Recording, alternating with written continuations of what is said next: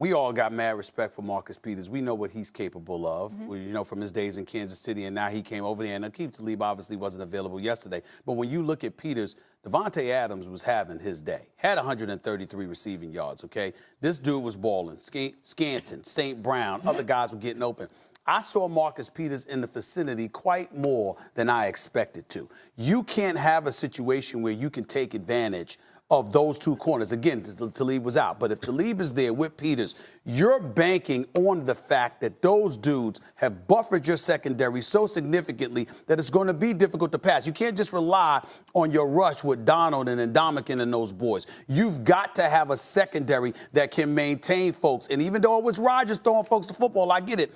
I saw receivers open on far too many occasions yesterday. I agree with that, but that's offset by something. That expectation, which is lower than it should be in results, is offset by the fact that I mentioned Aaron Rodgers makes plays only Aaron Rodgers can make. Yeah. Jared Goff is turning into one of those guys. He had a couple of throws yesterday where he used mobility to escape pressure and thread the needle where only the receiver could make the play. Goff has been dropping dimes I don't think that's offset come playoff time. I don't think that's offset come playoff time. You got to have a secondary that can shut down opposing receivers if you are the Rams. You cannot make all of those moves in the offseason that you made with Ndamukong and Talib and Peters and re-signing Aaron Donald like you should have been. And then all of a sudden it's a problem and your defense appears vulnerable. That cannot happen. Listen, that cannot happen. Going undefeated isn't always a good thing, though. Remember yeah, you're right. 2007 Patriots? All right, guys. So obviously impressive performance by the Packers, though, hanging tough, of course, with the Rams. So let's take a look at that division. Chicago is first, followed by the Vikings, and then the Packers.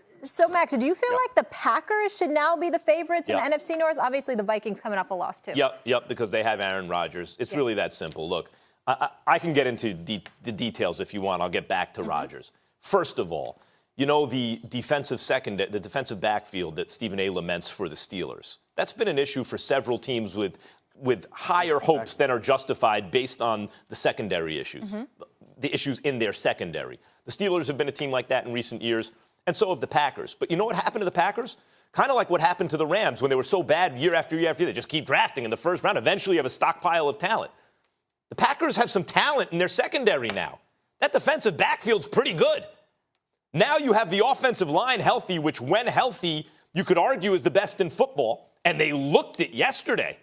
When everyone's in the right position, their guards are good, the center's pretty good, the tackles are elite. That's a healthy offensive line. Now they have a secondary. They have a running game, too. What have been the two issues for the Packers more than any in recent years? Secondary, running game. They have a running game. They have a secondary. So, those are all the kind of details.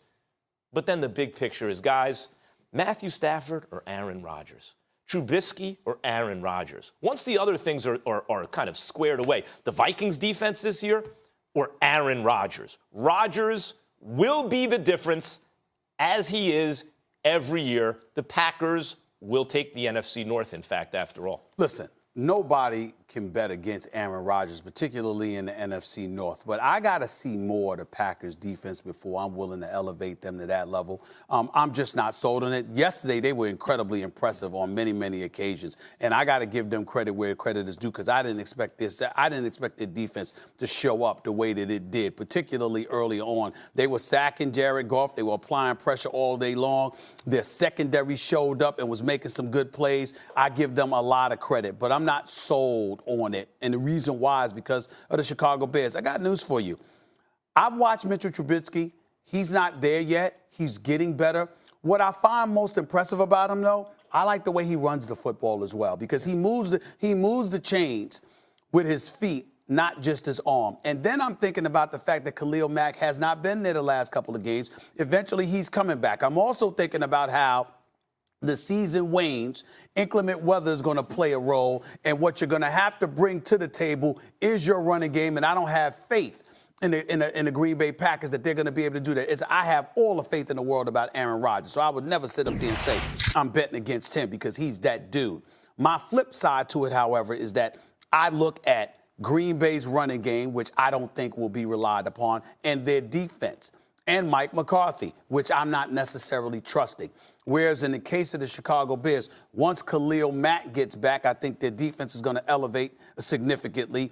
And offensively, I just think that Mitchell Trubisky, especially with this kid Tariq Cohen, I'm a fan of Tariq Cohen. This brother can play, and he makes things happen. I don't know what the hell the Jets were thinking about yesterday on the damn little drop-off screen. They just blitzed, and he had the whole left side of the football field open, just one man to beat for 60 yards or something. Made no sense to me whatsoever. But Tariq Cohen can play. I like the weapons that Chicago has. I think they're being underestimated, and I'm not ready to say that the Green Bay Packers has shown a little something here and there. Main thing, and I saw it last year, he can outrun linebackers. He's a little faster than I thought he was. He's still not accurate enough down the field for me. I know his QBR is good and all that stuff.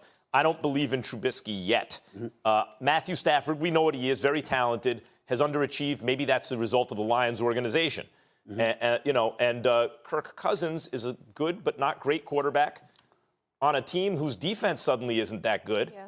And Aaron Rodgers' defense is suddenly better than we thought. His line is healthy, and he's got a running game. Respond to this for me. I was watching the Bears yesterday, and you know what I found myself thinking? Not so much Trubisky as McNabb, but Tariq Cohen as Brian Westbrook. Remember back in the day? Yeah. How McNabb used to utilize him. So you had receivers who could ball. This is before T.R. arrived. Right. You had receivers who could, the Pinkstons and Freddie Mitchells of the world and others. You had dudes who could do a little something. But really, it was about McNabb and Westbrook. And I'm saying to you, this kid Tariq Cohen reminds me of that guy. And I think Trubisky, I think they will utilize him effectively enough where he'll be that kind of weapon that Westbrook was years ago for the Philadelphia Eagles. But I don't think their talent is pitched as high as McNabb and Westbrook. Westbrook, if he was a little bigger and could stay on the field. Westbrook wasn't this fast. Would have been an elite back. Okay, right. Like he was all kind of elite anyway when he was on the field. He was a bulkier LaShawn McCoy. Right. To some degree. Right.